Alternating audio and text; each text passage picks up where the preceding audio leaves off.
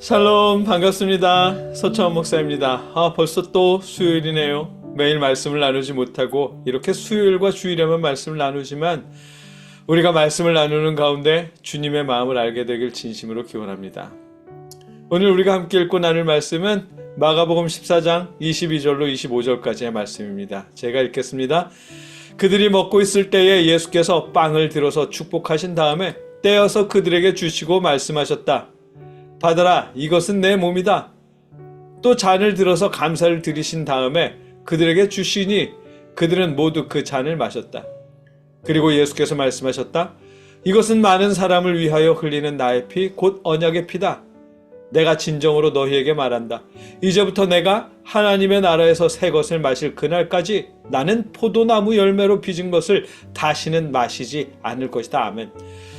우리가 처음 마가복음을 나눌 때 예수님께만 집중해서 말씀을 나누기로 했잖아요. 제가 그러자고 했는데 지난 3주 동안은 가룟 유다의 실수만을 나눴어요. 그러면서 유대교와 기독교의 차이점도 나눴고요. 유다가 예수님을 대제사장에게 넘긴 이유는 기독교와 유대교의 차이 때문이었잖아요. 유대교와 기독교가 너무 달랐으니까요. 예수님을 믿음으로 하나님의 자녀가 된 우리와 율법을 지킴으로 하나님의 백성이 된다고 믿는 유대인들은 정말 달랐잖아요. 이런 다른 점이 가룟 유다가 예수님을 배신했던 이유였던 것 같고요. 우리가 가룟 유다처럼 예수님을 배신하는 실수를 하지 않으려면 역시 가룟 유다의 실수를 나눌 수밖에 없는 거죠. 우리는 열심히 믿고 봉사하고 찬양하며 하나님을 믿었는데 알고 보니 유대인식으로 믿고 있었던 거라면 너무 안타까우니까요. 그래서 가룟 유다를 비롯해 기독교와 유대교의 다른 점도 나눴던 것입니다. 우리가 예수님의 가르침대로 하나님을 믿기 위해서요. 유대인들에게 중요한 건 율법과 절기와 성전이었습니다. 그들은 성전을 중심으로 절기에 따라 예루살렘 성전을 방문했고 율법을 지키며 살았고요. 그것이 하나님을 향한 올바른 믿음이라고 믿었습니다. 그런데 이런 신앙의 모습 현대의 많은 교회에서도 발견할 수 있는 모습이에요. 교회를 중심으로 수요 기도회와 주일 예배 등 공예배를 반드시 출석하고 할 수만 있다면 절대적으로 자기 교회에 출석해야 한다라는 가르침. 이거 성전 중심과 닮았잖아요. 그리고 담임 목사님의 지도와 말씀에 순종하면서 봉사와 봉헌을 잘하는 것이 올바른 믿음이다 라는 가르침 역시 율법 중심인 것과 비슷하고요.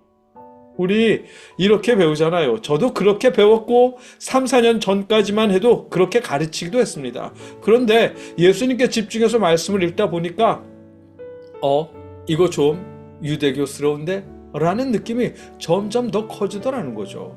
물론 교회를 중심으로 생활하는 믿음은 중요한 믿음입니다. 그러나 우리가 유대교처럼 교회 중심으로 하나님을 믿다 보면 우리의 구원자 되신 예수님은 덜 보이게 돼요. 예수님의 가르침도 자주 잊어버리게 되고요. 교회 중심의 유대교적 믿음이 나쁜 건 아니지만 예수님을 자주 잊어버린다면 그런 점에서 위험한 신앙 방식인 거죠. 예수님은 성전 중심이 아니셨잖아요. 예수님은 율법 중심도 아니셨고요. 절기에 매이지도 않으셨습니다. 성만찬이 그 예예요. 성만찬은 여러분, 예수님이 제자들과 함께 나눈 유월절 절기 음식이셨어요. 다락방에서 나누신 음식. 이 유월절 음식을 예수님은 우리를 대속하시는 예수님의 대속하심으로 다시 풀어주셨습니다. 예수께서 빵을 들어서 축복하신 다음에 떼어서 그들에게 주시고 말씀하셨다. 받아라, 이것은 내 몸이다. 아멘. 예수님이 예수님의 몸이라며 나누어 주신 이 빵은 무교병이에요. 출애굽 때에 급박하게 이집트를 탈출해야 해서 누룩을 넣지 않고 만든 빵, 즉 출애굽의 긴박성을 상징하는 빵이에요. 유대인들은 유월절에 메시아를 기다리는 마음으로 이 빵을 조금 남겨놓았다가 유월절이 끝날 즈음에 먹었다고 하는데 예수님은 그 빵을 이것은 내 몸이다 라고 하시면서 제자들에게 주신 거예요. 출애굽의 긴박함과 메시아를 기다리는 상징의 빵을 예수님은 우리를 대속하시는 예수님의 육신으로 재해석해서 주셨어요. 그래서 우리가 성만찬의 빵을 먹는 일은 예수님은 나의 메시아이십니다 라는 고백의 순간과 마찬가지인 거래요. 포도주도요. 유대인들은 유월절 식사 때 4잔의 포도주를 마신답니다. 이집트로부터 이스라엘을 구원하신 하나님의 속량하심을 기념해서요.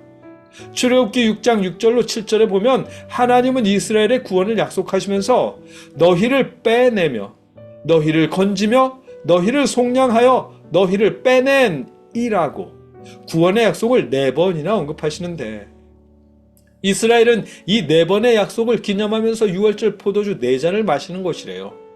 예수님은 이 포도주를 이것은 많은 사람을 위하여 흘리는 나의 피, 곧 언약의 피다. 아멘. 이렇게 우리를 위해 흘리시는 대속의 피, 약속의 피로 재해석해 주셨고요. 예수님은 이처럼 유대인의 절기를 다시 해석해서 우리에게 전해주셨습니다. 왜냐하면 우리는 유대인이 아니라 우리를 구원하신 예수님을 믿는 주님의 제자들이기 때문이겠죠. 우리는 성전과 율법 중심으로 하나님을 믿는 유대교인이 아닙니다.